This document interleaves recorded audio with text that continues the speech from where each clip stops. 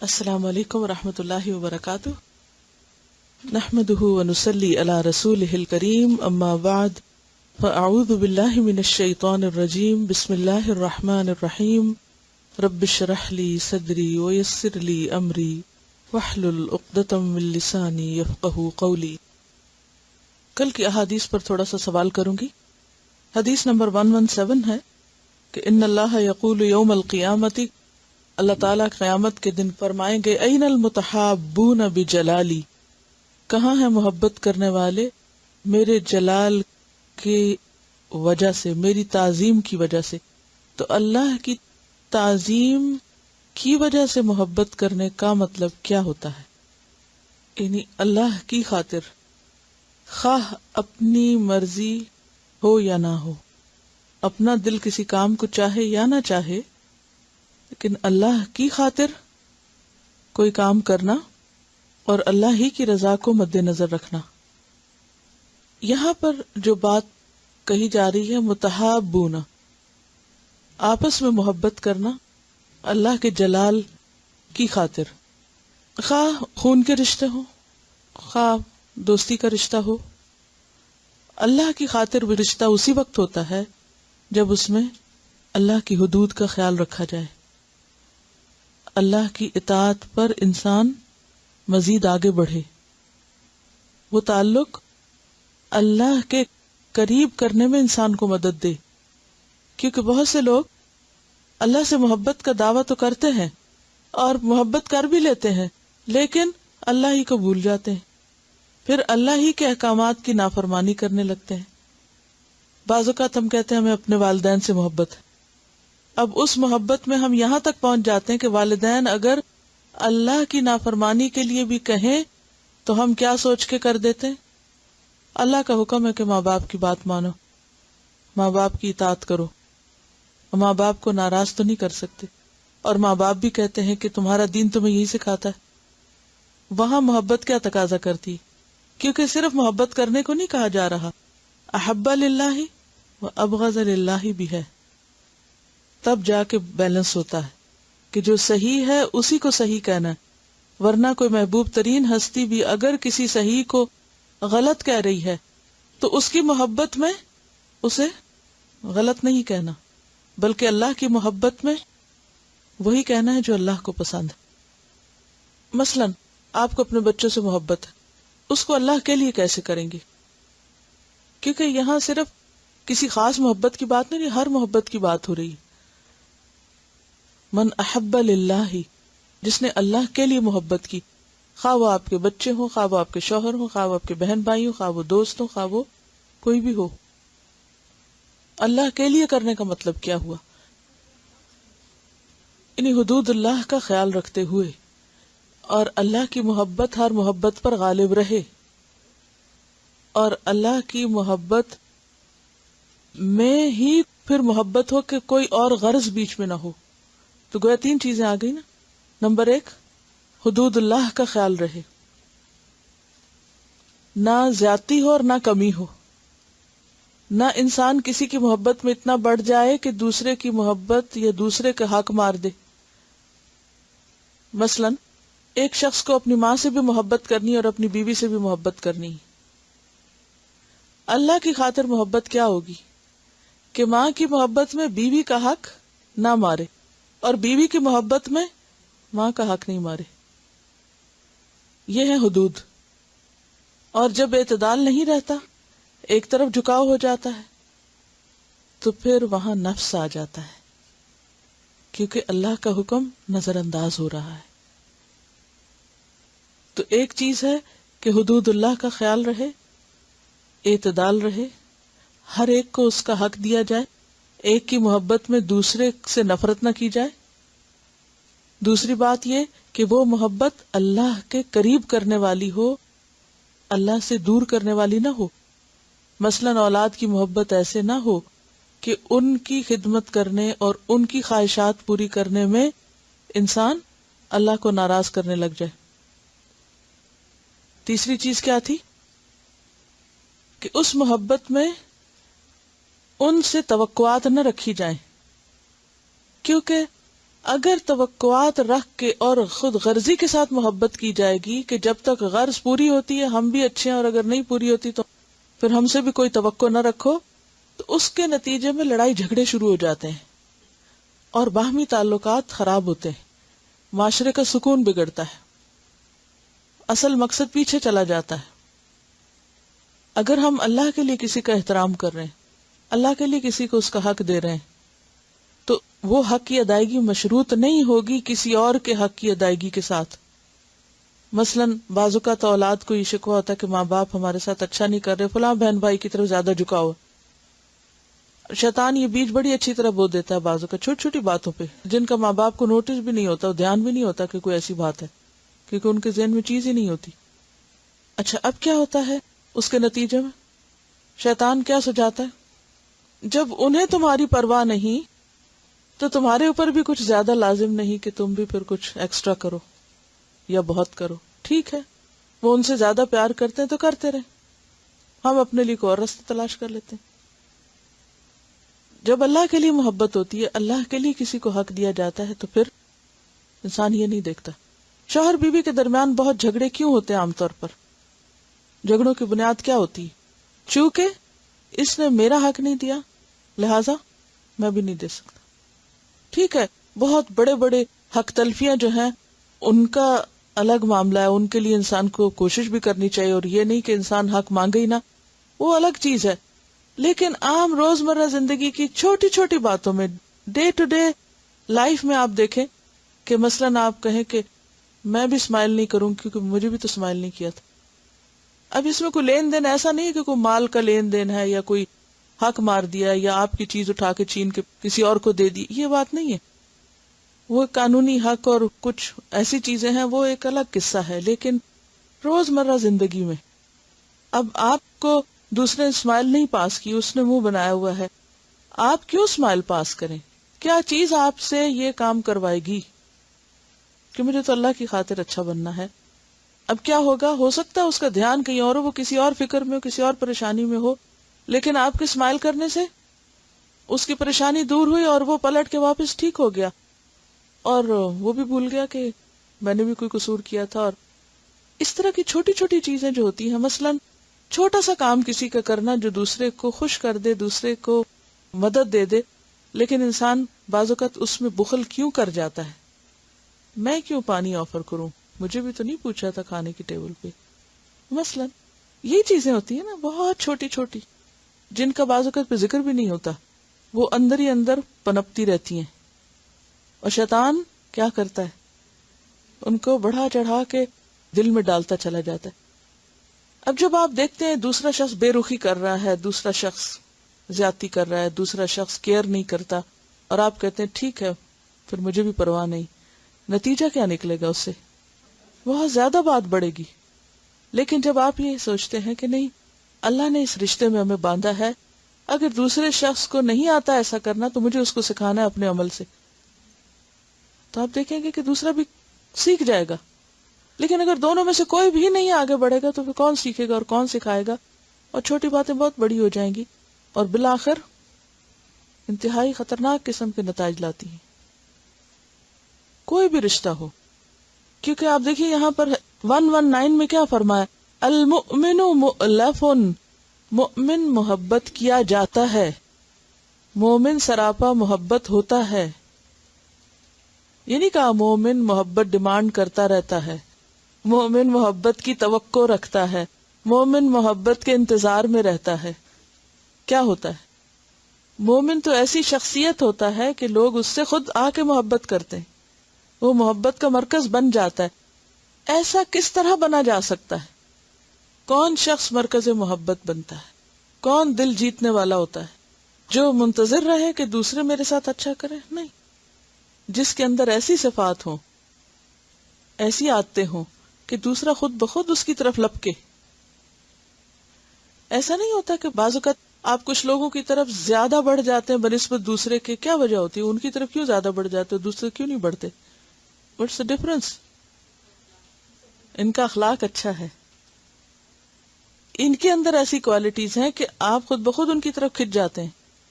یہی مومن کی صفت ہوتی ہے۔ کہ وہ دوسروں کے لیے اٹریکشن کا باعث ہوتا ہے.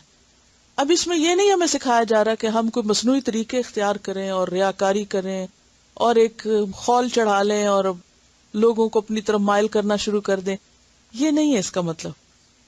اس کا مطلب یہ ہے کہ اخلاق کی بنیاد ایسی ہو کہ ہمارا دین ہمیں یہ سکھاتا ہے کہ ہم دوسروں کے لیے ایسا نمونہ پیش کریں کہ واقعی وہ ہم سے دل سے محبت کریں.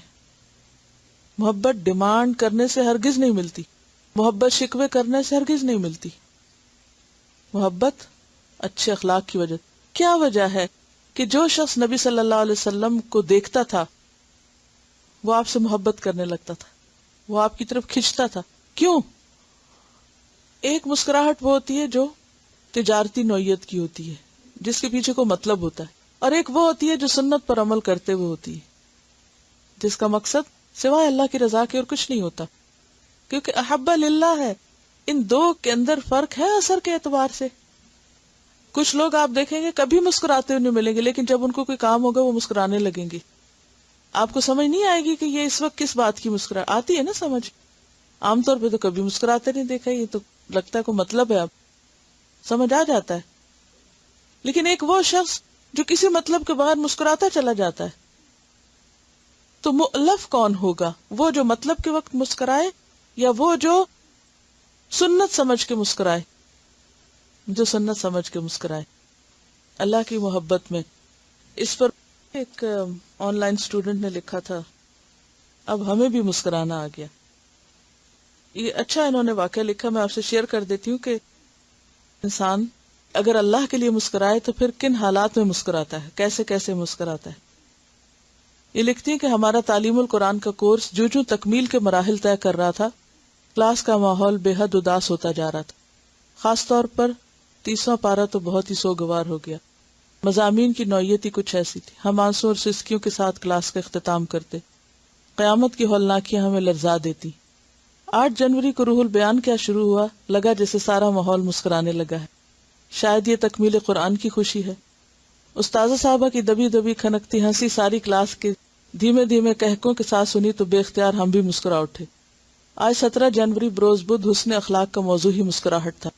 استاذہ نے پیارے نبی صلی اللہ علیہ وسلم کی پیاری پیاری مسکراہٹ بھری باتیں بتائیں اور بتایا کہ مسکرانا صدقہ ہے. مسکراہٹ اچھے تعلقات کا راز ہے. بہت سی احادیث کی وضاحت فرمائی اور تلقین کی کہ ہم بھی ہر وقت مسکراتے رہنے کی کوشش کیا کریں. جتنے ہوم ورک اب تک استاذہ نے ہمیں دیے بخدا ہم نے کرنے کی پوری کوشش کی، مگر اکثر ناکام رہے. یہ ہوم ورک آسان ہے، ہم نے تہیہ کر لیا کہ یہ ضرور کریں گے. ہمارے پیارے نبی صلی اللہ علیہ وسلم کی سنت بھی ہے اور ہماری استاذہ کا دیا وہ ہوم ورک بھی. کلاس کے ختم ہوتے ہی ہم اپنی بیٹی کو اسکول سے لینے کے لیے نکلے اور وقت پر پہنچ بھی گئے، مگر وہ تھی کہ کسی طرح باہر نکلنے کا نام نہ لے رہی تھی. ہمیں راؤنڈ اباؤٹ سے 2-3 دفعہ نکل کر پھر جانا پڑا. انتظار کی اذیت آپ کو معلوم ہے کتنی تکلیف دہ ہوتی ہے. جو دیر ہو رہی تھی ہم غصے سے کھول رہے تھے. دیکھا کہ سہیلی کے ساتھ خراما چلی آ رہی. دل تو چاہا کہ زبردست ڈانٹ پلائیں، مگر آپ یقین کیجیے ہم غصے سے بھرے ہوئے مسکرا رہے تھے. کیا ہوا، دیر کیوں کی؟ ہم نے زبردستی مسکرا کر سوال کیا. اس نے انتہائی حیرت سے ہمارے سوال کا جواب دینے کی بجائے اپنا سوال کر ڈالا، آر یو اوکے مام؟ خون کھول گیا ہمارا. اس کو کیسے سمجھائیں کہ تمہارے دیر سے آنے پہ ہم نہیں مسکرا رہے، یہ ہمارا ہوم ورک ہے. ہم دل ہی دل میں مسرور ہو رہے تھے اور مسلسل مسکرائے جا رہے تھے. شام کو بیٹا صاحب گھر آئے تو پینٹ کے پائنچے بری طرح لتھڑے ہوئے تھے. دل چاہا ڈنڈا پکڑ کر اس کے گٹوں پہ دے مارے، مگر ہمیں تو مسکرانا ہے، لہٰذا ہم بری طرح دانت پیس کر مسکرا دیے اور وہ ہمیں مشکوک نظروں سے حیرت کے ساتھ دیکھتا ہوا اپنے کمرے میں چلا گیا. لو جی، دن کا اختتام ہوا. میاں صاحب کا استقبال انتہائی گرم جوشی سے زبردست مسکراہٹ کے ساتھ کیا. ان کے ہاتھ سے بیگ بھی لے لیا. اللہ خیر کرے، آج گھر کا موسم بڑا عجیب سا ہو رہا ہے. وہ بڑبڑائے. جو ہم نے صاف سن لیا دل پر چوٹ سی لگی. پھر فوراً یاد آ گیا کہ ہمیں تو مسکرانا ہے. خاموشی سے کھانا کھانے کے بعد حسب عادت اپنے ٹیبل پر بیٹھ کر لیپ ٹاپ پہ خبریں پڑھنے لگے. اچانک ہمیں خیال ہے کہ استاذہ نے گھر کا ماحول خوشگوار بنانے کا ایک اور فارمولہ بھی بتایا تھا. ہم جلدی سے اٹھے اور ان کی آنکھوں پہ ہاتھ رکھ دیے. ان کی اینک یہ دباؤ برداشت نہ کر سکی اور ٹوٹ کر ناک سے چپک گئی. وہ جھٹکے سے پیچھے ہٹے. کمپیوٹر چیئر ہم سے ٹکرائی، ہم دور جا گرے. گرتے ہوئے بیڈ کا کونا ہماری کمر میں پیوست ہو گیا.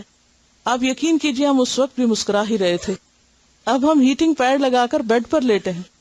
کمر میں درد ہے، آنکھوں میں آنسو ہیں، ہونٹوں پہ پھر بھی مسکراہٹ ہے، مگر آپ ہماری تحریر پڑھ کر مت مسکرائیے گا ورنہ ہم رو دیں گے. کہنے کا تو ایک چھوٹی سی سنت ہے مسکرانا، مگر آسان نہیں ہے.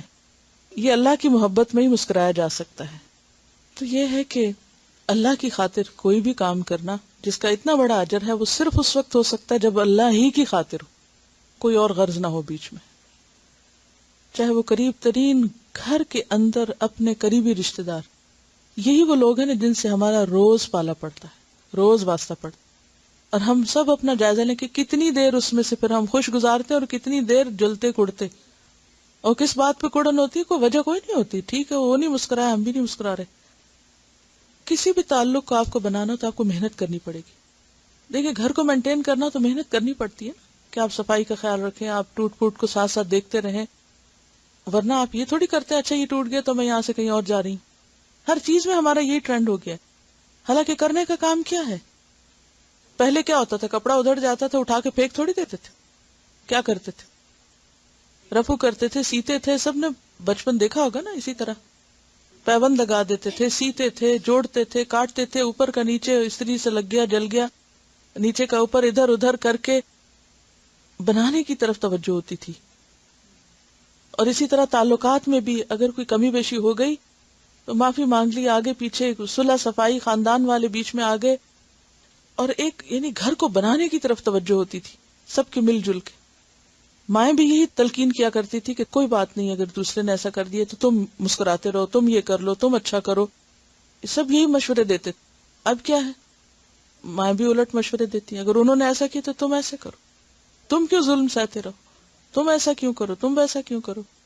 اور آپ دیکھیے کہ شیطان تو ہر جگہ پر آتا ہے، ہر ایک کے پاس آتا ہے. ایک تو آپ لوگ ریڈنگ کی ہیبٹ بنائیں.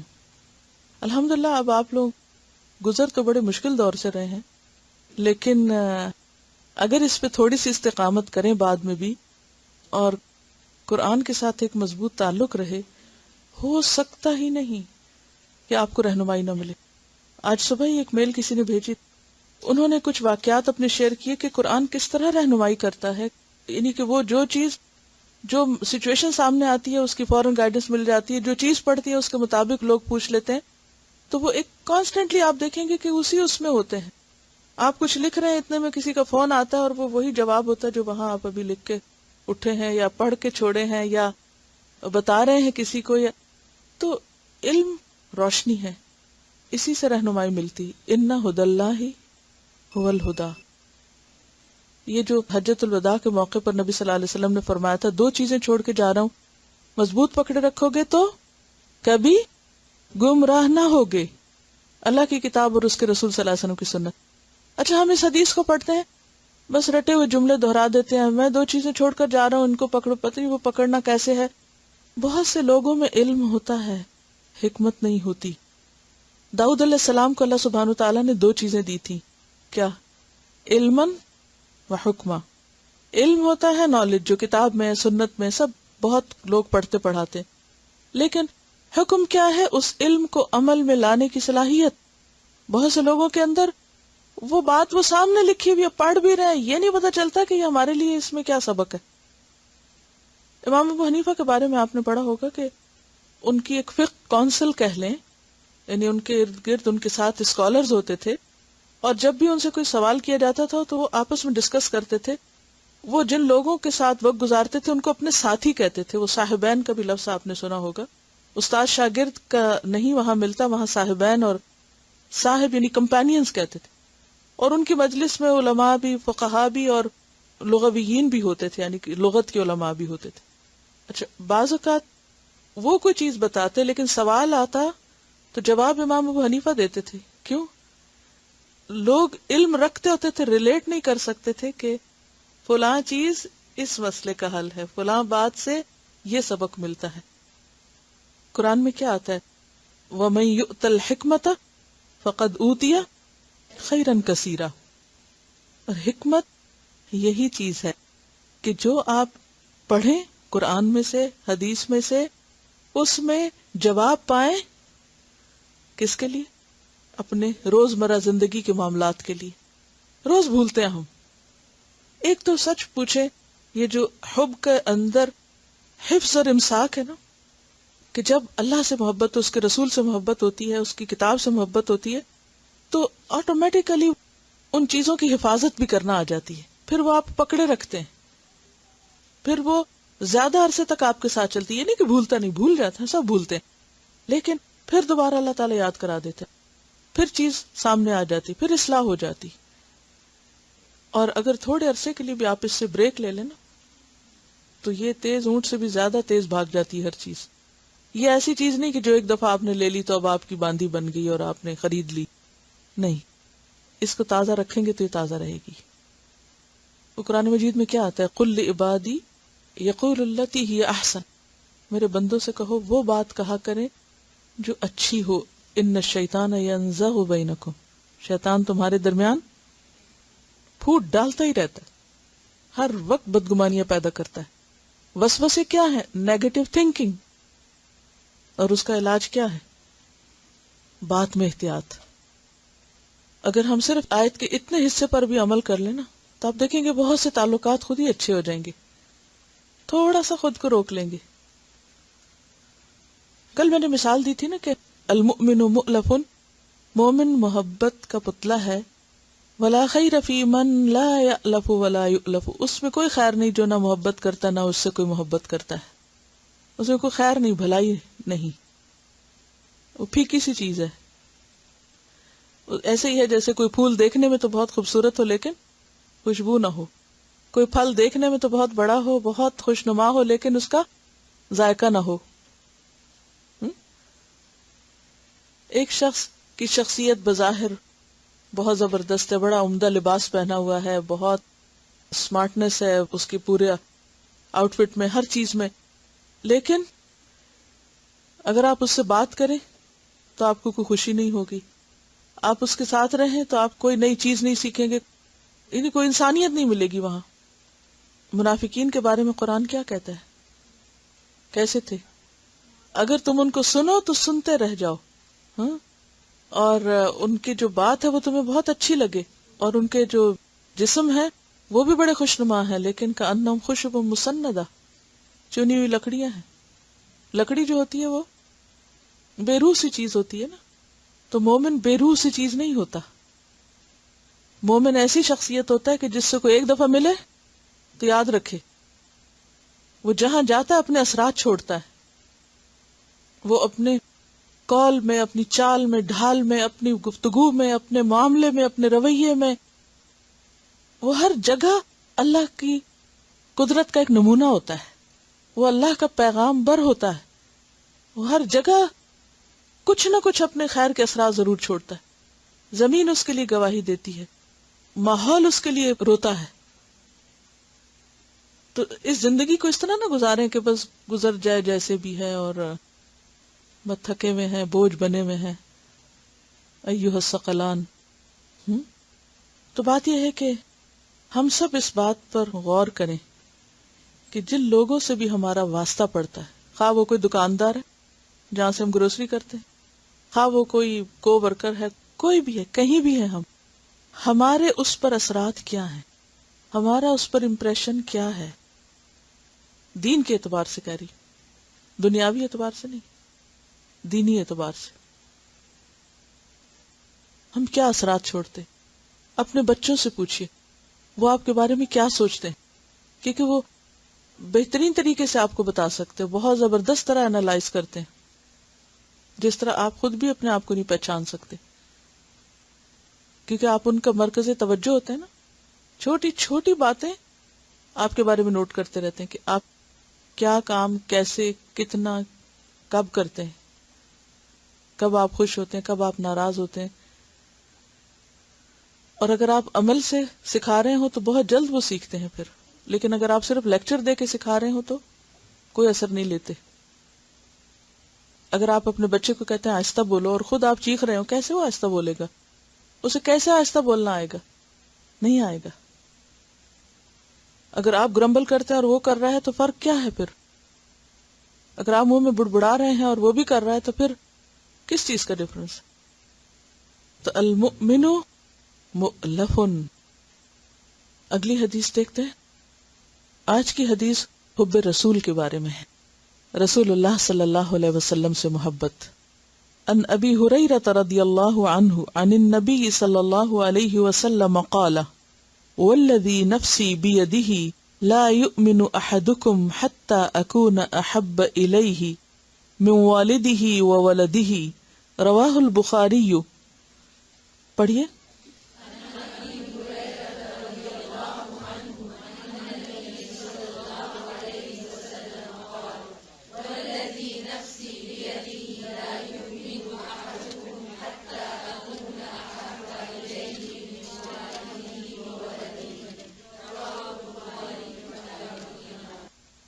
اور مسلم کی روایت میں آتا ہے والناس اجمعین۔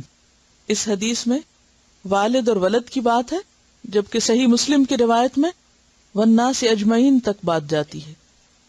ان ابی ہریرہ، ابو ہریرہ رضی اللہ عنہ سے روایت ہے، ان النبی صلی اللہ علیہ وسلم قال، نبی صلی اللہ علیہ وسلم نے فرمایا، والذی، قسم ہے اس ذات کی، نفسی، میرا نفس، میری جان، بیدہ، جس کے ہاتھ میں ہے، لا یؤمن، نہیں ایمان لاتا، احدکم، تم میں سے کوئی ایک، حتی، یہاں تک کہ، اکونا، میں ہو جاؤں، احبا، زیادہ محبوب، الیہ، اس کی طرف، من والدہ، اس کے والد سے، وولدہ، اور اس کے بچے سے۔ سیدنا ابی ہریرہ رضی اللہ عنہ سے روایت ہے کہ نبی کریم صلی اللہ علیہ وسلم نے فرمایا، قسم ہے اس ذات کی جس کے ہاتھ میں میری جان ہے، تم میں سے کوئی بھی ایماندار نہ ہوگا جب تک میں اس کے والد اور اولاد سے زیادہ اس کا محبوب نہ بن جاؤں۔ اس حدیث کی وضاحت ایک اور حدیث کرتی ہے، جس میں حضرت عمر رضی اللہ تعالی عنہ کے ساتھ آپ صلی اللہ علیہ وسلم گفتگو فرما رہے تھے۔ بخاری نے اس کو روایت کیا ہے۔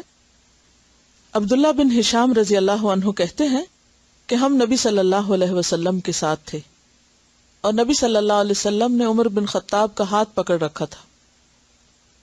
فقال لہ عمر، تو عمر کہنے لگے، یا رسول اللہ، اے اللہ کے رسول صلی اللہ علیہ وسلم، لأنت احب الی من کل شیء الا من نفسی، آپ مجھے ہر چیز سے زیادہ محبوب ہیں سوائے میری اپنی جان کے۔ فقال النبی صلی اللہ علیہ وسلم لا، آپ نے فرمایا نہیں، والذی نفسی بیدہ، قسم ہے اس ذات کی جس کے ہاتھ میں میری جان ہے، حتی اکون احب الیک من نفسک، بات اس وقت تک نہیں بنے گی جب تک میں تمہیں تمہارے نفس سے بھی زیادہ محبوب نہ ہو جاؤں۔ فقال لہ عمر، عمر کہنے لگے، فإنہ الآن واللہ لأنت احب الی من نفسی، کہ بے شک اب آپ مجھے میرے نفس سے بھی زیادہ محبوب ہیں۔ فقال النبی صلی اللہ علیہ وسلم، تو نبی صلی اللہ علیہ وسلم نے فرمایا، الآن یا عمر، ہاں اب ہوئی نہ بات اے عمر۔ گویا اپنی جان، اپنے والدین، اپنی اولاد اور تمام انسان، ان سب سے بڑھ کر، یعنی تمام انسانی رشتوں میں سے سب سے بڑھ کر اللہ کے رسول صلی اللہ علیہ وسلم کا محبوب ہونا ضروری ہے، اور ایمان مکمل ہی اس وقت ہوتا ہے۔ اور وہ حدیث بھی یاد رکھیے جس میں آتا ہے کہ 3 باتیں جس کے اندر ہوں گی وہ ایمان کی مٹھاس پالے گا، اللہ اور اس کے رسول اسے سب سے زیادہ پیارے ہوں۔ دوسری بات، جس سے بھی محبت کرے صرف اللہ کے لیے کرے۔ تیسری بات، کفر کی طرف پلٹنے کو اس طرح ناپسند کرے جس طرح آگ میں پھینکے جانے کو ناپسند کرتا ہے۔ آپ صلی اللہ علیہ وسلم نے اس محبت کا صلہ بھی بتایا ہے، جو مجھ سے محبت کرے گا وہ جنت میں میرے ساتھ ہوگا۔ آپ کو یاد ہوگا اس صحابی کا واقعہ کہ جو بہت پریشان بیٹھے تھے اس بات پر کہ نبی صلی اللہ علیہ وسلم سے قیامت کے دن کیسے ملاقات ہوگی، اور جنت میں آپ کا مقام تو بہت اونچا ہوگا، تو معلوم نہیں کہ ہم آپ کو دیکھ بھی سکیں گے یا نہیں۔ تو آپ نے کیا فرمایا تھا؟ آپ خاموش رہے تو وہ آیت اتری، وَمَن يُطِعِ اللَّهَ وَالرَّسُولَ فَأُولَٰئِكَ مَعَ الَّذِينَ أَنْعَمَ اللَّهُ عَلَيْهِم مِّنَ النَّبِيِّينَ وَالصِّدِّيقِينَ وَالشُّهَدَاءِ وَالصَّالِحِينَ وَحَسُنَ أُولَٰئِكَ رَفِيقًا۔ تو نبی صلی اللہ علیہ وسلم کی محبت دراصل کیا سکھاتی ہے؟ آپ کی اطاعت سکھاتی ہے۔ جیسے اللہ کی محبت دراصل عبادت کا مفہوم دیتی ہے انسان کو کہ واٹ از عبادت، تو اسی طرح نبی صلی اللہ علیہ وسلم کی محبت دراصل ان کی اطاعت کا نام ہے. کیونکہ ایک حدیث میں آتا ہے من اطاعنی دخل الجنت، جو میری اطاعت کرے گا جنت میں جائے گا. یعنی صرف محبت کافی نہیں بلکہ جنت میں جانے کے لیے اطاعت بھی ضروری ہے. اب اس میں آپ دیکھیے کہ صحابہ کرام نے اس حدیث پر کس طرح عمل کیا. کوئی مثالیں آپ کو یاد ہے؟ عملی زندگی میں کس طرح انہوں نے نبی صلی اللہ علیہ وسلم سے اپنی محبت کا اظہار کیا، کیونکہ وہ بہترین نمونہ ہے نا ہمارے لیے. ہمیں بھی اسی راستے پہ چلنا ہے. بعض اوقات ہم اصول تو پڑھ لیتے ہیں لیکن پریکٹیکل کیا ہے، عملی نمونہ کیا ہے، وہ نہیں ہمیں پتا ہوتا. تو صحابہ کی زندگی ہمیں بتا سکتی. غزوہ احد میں حضرت ابو دجانہ نے آپ صلی اللہ علیہ وسلم کے لیے اپنے آپ کو ڈھال بنا دیا تھا، جیسے شیلڈ ہوتی ہے، اور پورے کا پورا آپ کو کور کر لیا. اور جتنے بھی تیر آپ کی طرف آئے وہ سارے ان کی پیٹھ پہ آ کے لگے اور اندر چلے گئے. تھوڑی دیر کے لیے سوچیں کہ آپ ایک ایسی جگہ پہ کھڑے ہیں جہاں آپ کو پتا ہے کہ سارے وار آپ پہ ہوں گے اور پھر آپ وہاں کھڑے بھی رہیں. تو یہ ابو دجانہ تھے، لیکن اس کے باوجود وہ آپ پہ جھکے رہے، ہٹے نہیں وہاں سے. ایک اور روایت میں آتا ہے کہ نیزے بھی لگے تو انہوں نے حرکت نہیں، ٹس سے مس نہیں ہوئے، چھوڑا ہی نہیں، سب کچھ اپنے اوپر لیا. اپنی جان سے زیادہ پیار کیا نا، اس کو کہتے ہیں اپنی جان سے زیادہ محبت کرنا. اور ہجرت کا تو سارا سفر ہی اس کی بہترین مثال ہے. جب حضرت ابوبکر رضی اللہ تعالیٰ عنہ کو یہ پتا چلا کہ اللہ سبحانہ تعالیٰ نے اجازت دے دی آپ کو ہجرت کرنے کی، اور پھر آپ نے حضرت ابوبکر کو منتخب کیا، تو حضرت عائشہ کہتی ہیں کہ میں نے اپنے والد کو روتے دیکھا اور مجھے پہلی دفعہ پتا چلا کہ کوئی شخص خوشی سے بھی روتا ہے. کس بات کی خوشی تھی؟ اتنا خطرناک سفر، کس بات کی خوشی؟ کوئی ہالیڈے ٹرپ تو نہیں تھا کہ کوئی خوش ہو کہ میرا نام کرے میں نکلا. تو موت زندگی کا مسئلہ تھا، اور کس قدر پرخطر سفر تھا، اور وہ خوشی کے مارے رو رہے. ایسے جیسے کسی کو بہت ہی بڑی کوئی دنیاوی عیش و عشرت کی آفر مل جاتی ہے. ان کے لیے تکلیفیں اٹھانا کیوں آسان ہو گیا تھا؟ وہ محبت تھی نا، سچی محبت تھی. اور پھر جب غار میں گئے اور آپ صلی اللہ علیہ وسلم تھکے ہوئے تھے، ان کے آرام کے لیے جگہ بنائی، تو دیکھا کہ ایک ہول ہے اور ڈر ہوا کہ اس میں سے کچھ نکل نہ آئے، تو اپنی ایڑی اس پر رکھ لی. نبی صلی اللہ علیہ وسلم آپ کے گھٹنے پہ سر رکھ کے سو گئے. اتنے میں بچھو نے کاٹ لیا، آپ ہلے تک نہیں. جب آپ کے آنسو نبی صلی اللہ علیہ وسلم کے جسم پہ گرے اور اس سے آپ اٹھے تو آپ کو پتا چلا کہ اس قدر شدت کی تکلیف میں آپ. دیکھیے، زبانی باتیں اور دعوے کرنا بہت آسان ہے، اتنی تکلیف اٹھا کر محبت کا دعویٰ کرنا، یہ دراصل سچا دعویٰ ہے. حضرت علی کو آپ اپنے بستر پر لٹا کے گئے تھے ہجرت کے وقت، اور وہ رات تھی، ویسے کسی کو اپنے بستر پر لٹانے کو بڑی بات نہیں، لیکن وہ رات تھی کہ جب چاروں طرف سے گھر گھیراؤ میں تھا. تھوڑی دیر کے لیے سوچیں، کسی خطرے کی جگہ پر، کسی کی جگہ آپ اپنے آپ کو پیش کر دیں. حضرت ام عمارہ جو ہے، ان کی گواہی، ہم کہتے نہیں یہ تو سب مردوں کے کام ہے، اور ان کی بڑی صحت اچھی تھی اور طاقت تھی اور ان میں، اور ہم تو بڑے کمزور لوگ ہیں اس لیے ہم سے تو یہ نہیں سب ہو سکتا. حضرت ام عمارہ کو آپ دیکھیں، نبی صلی اللہ علیہ وسلم کیا فرماتے ہیں کہ میں غزوہ احد کے دن جس طرف دیکھتا تھا ام عمارہ دفاع کرتی ہوئی نظر آتی تھی، جبکہ بڑے بڑے مرد حضرات جو تھے وہ چلے گئے تھے اور وہ آگے بڑھ کے دفاع کر رہی تھی.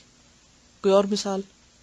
حضرت عبادہ بن جراح کہ جنہوں نے نبی صلی اللہ علیہ وسلم کے چہرے کے اندر جانے والے غزوہ احد کے موقع پر جو خود تھا وہ لوہے کی کیپ تھی، اس کے جو کیل اندر چلے گئے تھے، ان کو اپنے دانتوں سے نکالا اور دانت ٹوٹ گئے. اس میں ایک طرف سے نکالا تو ایک دانت ٹوٹا، دوسری طرف سے نکالا تو دوسرا ٹوٹا.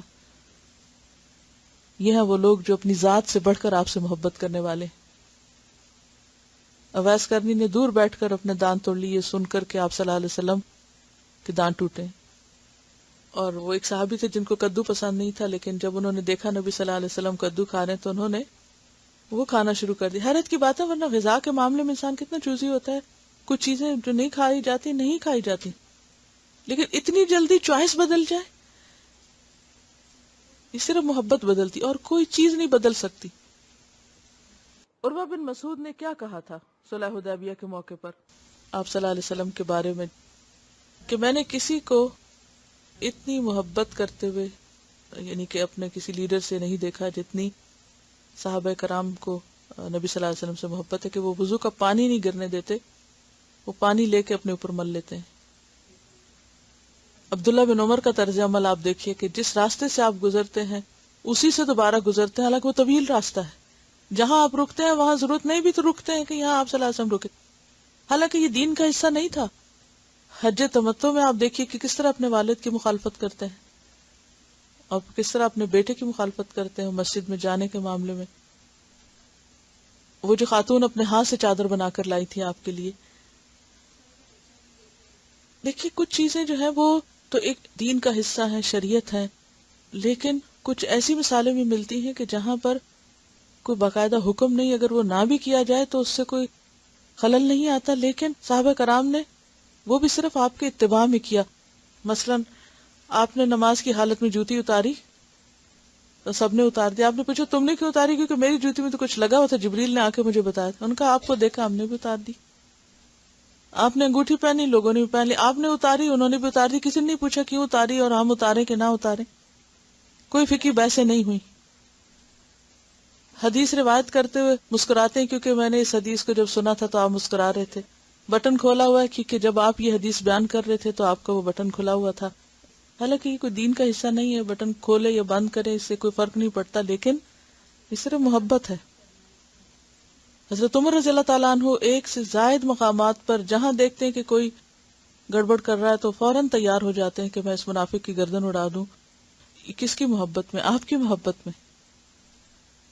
یعنی ذرا سی مشکل آتی تو فوراً رستہ چھوڑ دیتے ہیں، کیا ہوا، سنت ہی تو ہے، اگر اس سنت پر نہ بھی عمل ہوا تو کیا ہو جائے گا۔ یعنی لوگ اس بات کو کافی نہیں سمجھتے کہ اللہ کے رسول صلی اللہ علیہ وسلم نے کیا یا آپ نے فرمایا، اس کی سائنٹیفک ریزن مانگیں گے اور اس کے پیچھے لاجک اور اس کی دلیل مانگیں گے اور ریزننگ اور معلوم نہیں کیا کچھ۔ یہ کیا کافی نہیں ہے کہ اللہ کے رسول صلی اللہ علیہ وسلم نے کیا اور ان پر وحی آتی تھی؟ پھر اسی طرح آپ دیکھیں کہ جب جنگ احد میں خاتون کے شوہر اور بھائی اور باپ شہید ہوئے اور انہیں خبر ملی تو وہ ہر دفعہ کیا پوچھتی تھی؟ محمد صلی اللہ علیہ وسلم کا کیا حال ہے؟ اور پھر بھی نہیں یقین آیا، کہا کہ مجھے لے چلو، اور جب دیکھا تو کہا کل مصیبت بعدک جلل، کہ آپ کو دیکھ کر ساری مصیبتیں ہلکی ہو گئی۔ حضرت عمارہ جو جنگ احد میں شہید ہوئے تھے، ان سے جب آخری تمنا پوچھی گئی تو انہوں نے کہا کہ مجھے آپ کے پاس لے چلیں، زخمی تھے، اور پھر آپ کے پاؤں کے پاس اپنا گال لگا دی اور اسی حالت میں جان دے دی۔ اور اس حال میں انہوں نے پیغام بھی دیا تھا اس سے پہلے کہ اگر نبی صلی اللہ علیہ وسلم کو کچھ ہو گیا تو تم اللہ کے ہاں کوئی عذر پیش نہیں کر سکو گے، یعنی اگر دشمن آپ تک پہنچ گئے اور آپ کو کوئی نقصان پہنچایا تو تمہارے پاس کوئی عذر نہیں ہوگا۔ کبھی آپ نے سوچا کہ اس محبت کو ایمان کا حصہ کیوں کر دیا گیا؟ ٹھیک ہے محبت ہے، مگر ایمان کا حصہ کیوں؟ اور اگر محبت نہیں ہوتی تو اطاعت نہیں ہو سکتی، اطاعت کرنا ایک بوجھ ہو جاتا ہے، کسی کی بات ماننا ایک چٹی سمجھا جاتا ہے۔ جب محبت ہوتی ہے تو اطاعت آسان ہو جاتی۔ غزوہ بنو المصطلق کے موقع پر عبداللہ بن ابی کے بیٹے نے کیا کیا تھا کہ جب عبداللہ بن ابی نے یہ کہا تھا کہ آج مدینہ پہنچ کر جو عزت والا ہے وہ ذلت والے کو باہر نکال دے گا، تو ان کا بیٹا مدینہ کے دروازے پہ کھڑا ہو گیا تلوار سونت کے باپ کے خلاف، اور جب تک اللہ کے رسول صلی اللہ علیہ وسلم نے اجازت نہیں دی وہ اندر نہیں داخل ہو سکا۔ یہ ہے والد سے بڑھ کر محبت۔ ایک کتاب ہے میرے پاس اصحاب رسول صلی اللہ علیہ وسلم، یعنی صحابہ کرام کے اخلاق کے اوپر ہے اور ان کا نبی صلی اللہ علیہ وسلم سے تعلق اور ان کی سچائی، اور اس میں تو جب میں احادیث پڑھ لیتی تو میں اس کتاب کو ایک نظر ضرور دیکھتی ہوں کہ ان کی زندگی سے کچھ مثالیں ملیں۔ تو میں یہ دیکھ رہی تھی کہ کہاں سے شروع کروں کہاں ختم کروں۔ ہر واقعے کے اندر الٹیمیٹلی وہ محبت نظر آتی ہے، یعنی کوئی بھی جو آپ صلی اللہ علیہ وسلم کے ساتھ تعلق ہے، ایک ایک معاملے کے اندر محبت نظر آتی، کیونکہ ہر جگہ قربانی ہے، ہر جگہ اپنی ذات پر ترجیح دینا ہے۔ اور اگر ان کا آپس میں یہ تعلق تھا کہ وَيُؤْثِرُونَ عَلَىٰ أَنفُسِهِمْ وَلَوْ كَانَ بِهِمْ خَصَاصَةٌ، تو پیغمبر کے لیے ان کا حال کیا ہو سکتا ہے جس کی محبت ایمان کا حصہ ہو۔ اور اسی لیے ہم دیکھتے ہیں کہ اگلی حدیث مزید اس بات کی وضاحت کرے گی، اور اس سے اگلی بھی، عن ابی موسیٰ قال قیل للنبی صلی اللہ علیہ وسلم الرجل يحب القوم ولما يلحق بهم قال المرء مع من احب رواہ البخاری کتاب الادب. پڑھیے.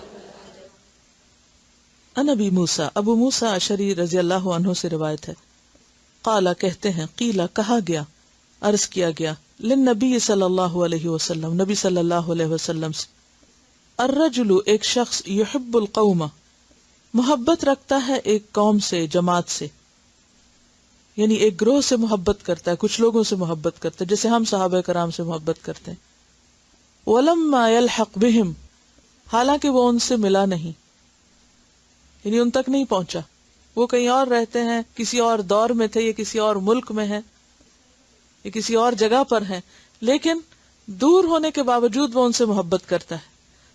قال فرمایا، المرء مع من احب انسان اسی کے ساتھ ہے جس سے وہ محبت کرتا ہے، بھلے فاصلہ کتنا بھی ہو، دنیا میں کوئی کتنا بھی دور ہو، لیکن قیامت کے دن اسی کے ساتھ اٹھایا جائے گا. سیدنا ابو موسیٰ اشعری رضی اللہ عنہ سے روایت ہے کہ نبی کریم صلی اللہ علیہ وسلم سے عرض کیا گیا، ایک شخص ایک جماعت سے محبت رکھتا ہے لیکن اس سے ملاقات نہیں کر سکا ہے. لما يلحق بهم آپ صلی اللہ علیہ وسلم نے فرمایا کہ انسان اس کے ساتھ ہے جس سے وہ محبت رکھتا ہے. جیسے حدیث میں آتا ہے نا کہ ایک مشرق میں ہوگا اور ایک مغرب میں، دنیا میں قیامت کے دن اللہ ان کو اکٹھا کر دے گا اپنے عرش کے سائے تلے. عن انس بن مالک قال جاء رجل الى رسول الله صلی اللہ علیہ وسلم فقال یا رسول اللہ متى الساعة قال وما اعددت لها قال حب الله ورسوله قال فإنك مع من احببت قال انس فما فرحنا بعد الاسلام فرحا اشد من قول النبي صلی اللہ علیہ وسلم فإنك مع من احببت. پڑھیے.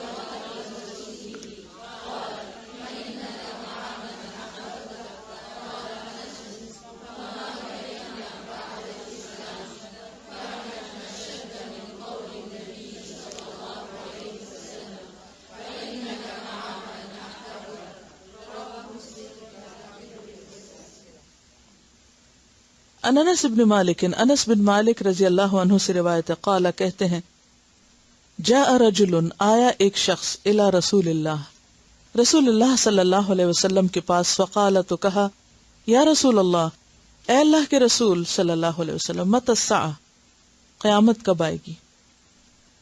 قال آپ نے فرمایا، وما اعددت لها اور تم نے اس کے لیے تیاری کیا کی؟ تم یہ جو پوچھتے ہو کہ قیامت کب آئے گی، تو تمہاری کیا تیاری اس کے لیے کہ وہ آ جائے تو تم تیار ہو؟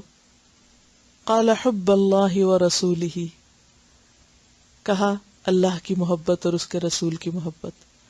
قال فرمایا فإنک مع من احببت تو بے شک تو ساتھ اس کے ہے جس سے تو محبت رکھے. قال انس، انس کہتے ہیں، فما فرحنا تو نہیں ہم خوش ہوئے، بعد الاسلامی اسلام لانے کے بعد، فرحن خوش ہونا، اشد زیادہ شدید، یعنی اس سے بڑھ کر کبھی خوش ہوئے ہی نہیں، من قول النبی صلی اللہ علیہ وسلم نبی صلی اللہ علیہ وسلم کی اس بات سے، فإنک کہ بے شک تم مع ساتھ ہوگے، من جس سے احببتا تم محبت کرو گے. رواہ مسلم کتاب البر والصلہ.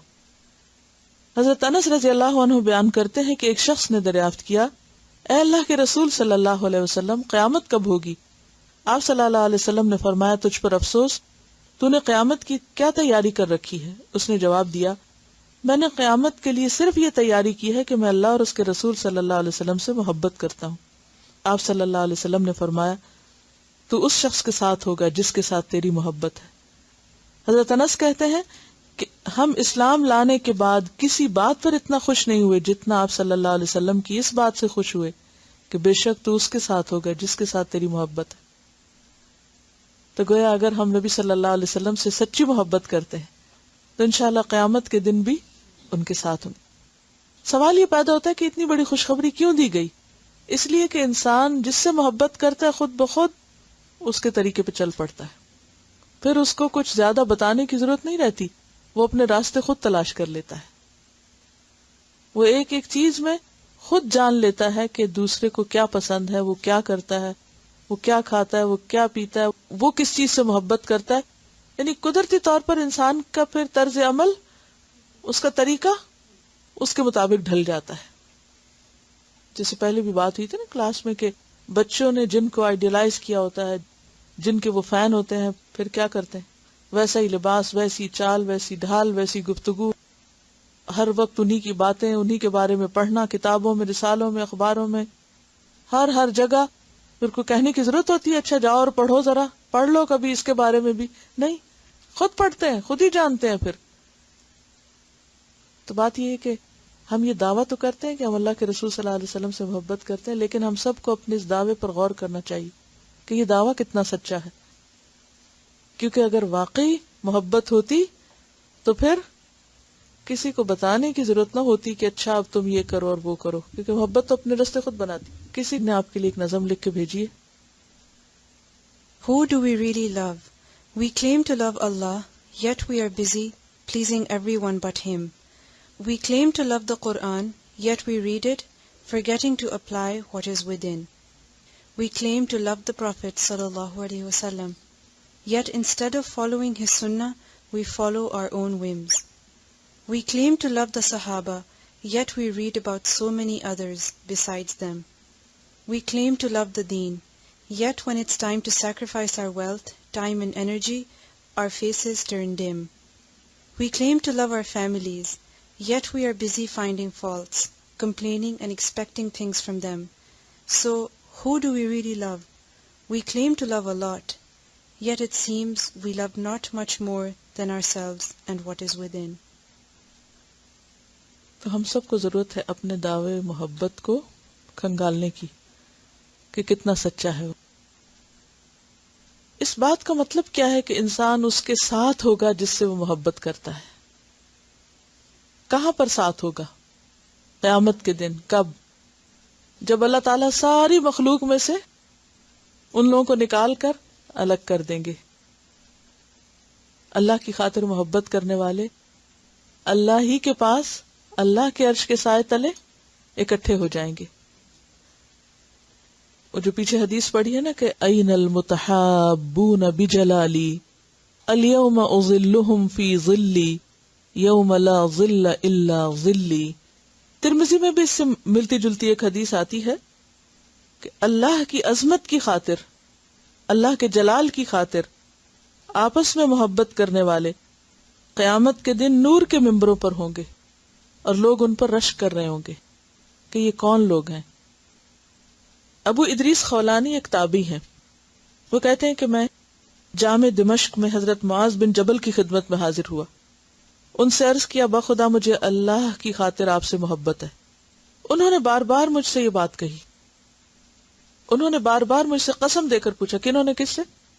ابو ادریس خولانی نے کس سے کہا کہ مجھے آپ سے اللہ کی خاطر محبت ہے؟ معاذ بن جبل کون تھے؟ صحابی تھے. یعنی ایک تابعی صحابی سے کہتے ہیں کہ مجھے آپ سے اللہ کی خاطر محبت ہے. انہوں نے، کنہوں نے؟ معاذ بن جبل نے بار بار قسم دے کے پوچھا کیا واقعی تمہیں اللہ کی خاطر مجھ سے محبت ہے؟ جب میں نے ہر بار اقرار کیا تو انہوں نے میری چادر پکڑ کر اپنی طرف کھینچا اور فرمایا خوشخبری سنو.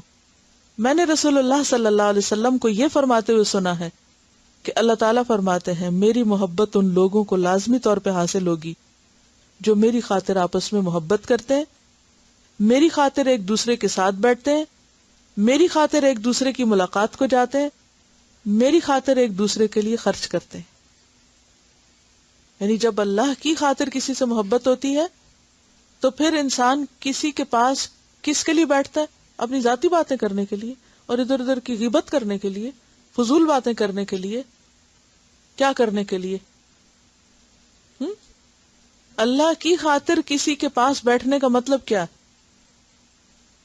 جیسے موسیٰ علیہ السلام نے کہا تھا ہارون علیہ السلام کے لیے جب دعا کی تھی کہ ان کو میرا ساتھی بنا دے، کئی نسبحک کثیرا ونذکرک کثیرا، کہ ہم مل کر کثرت سے تیری تسبیح کریں اور کثرت سے تجھ کو یاد کریں.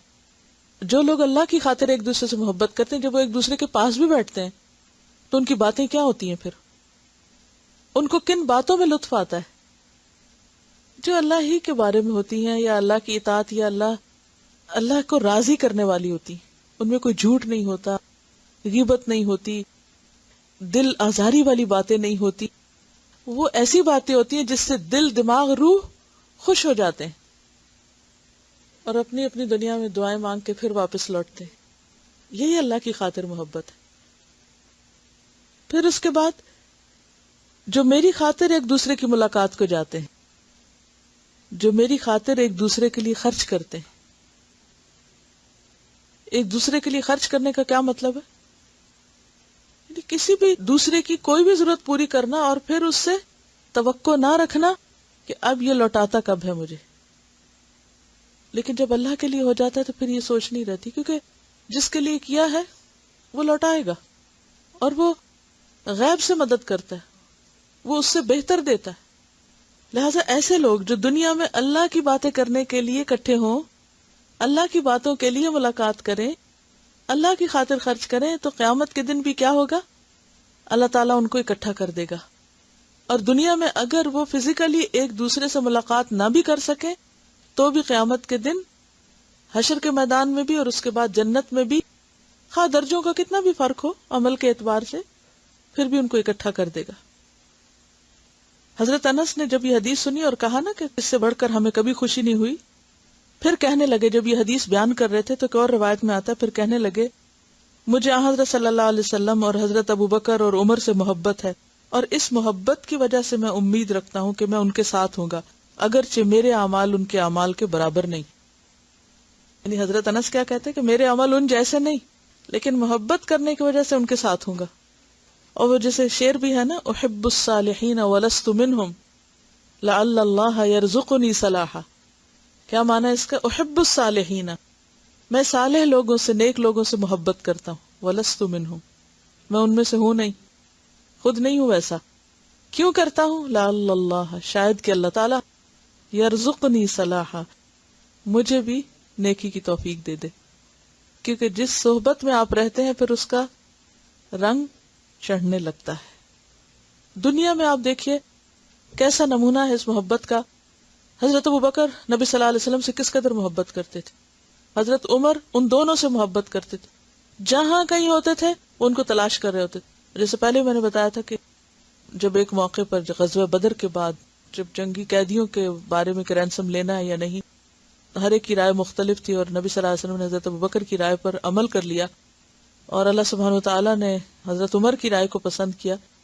تو بہرحال حضرت ابو بکر اور نبی صلی اللہ علیہ وسلم رو رہے تھے. یعنی وہ آیت بہت سخت تھی کہ اگر اللہ کا فیصلہ پہلے نہ آ چکا ہوتا تو جو تم نے کیا اس پر شدید پکڑ ہو جاتی. میں تو اس آیت کو پڑھ کے کانپ جاتی ہوں کہ اللہ اپنے رسول اور اس کے محبوب سے کہہ رہا ہے کہ اگر ایسا نہ ہوتا تو پکڑ ہو جاتی. اور نبی صلی اللہ علیہ وسلم فرمایا میں دیکھ رہا ہوں وہ عذاب کہ اگر اللہ تعالیٰ ہمیں محفوظ نہ رکھتا تو ہم سب اس کا شکار ہو جاتے. تو اس آیت کے اترنے پر وہ دونوں رو رہے تھے. حضرت عمر پہنچ جاتے ہیں ڈھونڈتے ڈھونڈتے کہ کہاں ہیں، اور دیکھتے ہیں کہ دونوں رو رہے ہیں. تو پوچھتے ہیں آپ کیوں رو رہے ہیں؟ آپ مجھے بتائیں آپ کیوں رو رہے ہیں، اور اگر آپ مجھے نہیں بھی بتائیں گے تو میں اپنے آپ کو فورس کروں گا کہ میں بھی روؤں آپ کے ساتھ مل کے. یہ کیا چیز ہے؟ آپ رو رہے ہیں، اگر آپ نے وجہ نہیں بتائی میں پھر بھی روؤں. یہی محبت ہے نا، یہی محبت ہے بے لوث، کہ غم اور خوشی میں شریک ہیں ساتھ. چھوٹے بچوں کو ایک وہ سچی محبت ہوتی ہے نا، وہاں سے تو ماں رو رہی ہو تو پتہ نہ بھی ہو وجہ کیا تو وہ بھی ساتھ رونے لگتے ہیں. ماں اداس ہوتی ہے وہ بھی اداس ہو جاتے ہیں، ماں غصے ہوتے سہم جاتے ہیں. نیچرل ری ایکشنز ہوتے ہیں. دوسری طرف آپ دیکھیے کہ حضرت عمر رضی اللہ تعالیٰ عنہ کے مزاج میں کتنی قوت ہے اور کتنی پاور ہے، لیکن دل کا کتنا نرم ہے. اور اللہ نے دنیا میں سب کے سامنے گواہی قائم کر دی نا کہ مرنے کے بعد تینوں کی قبریں بھی ساتھ ساتھ ہیں. المرء مع من احب. سبحانک اللہم و بحمدک نشہد ان لا الہ الا انت نستغفرک و نتوب الیک. السلام علیکم و رحمۃ اللہ وبرکاتہ.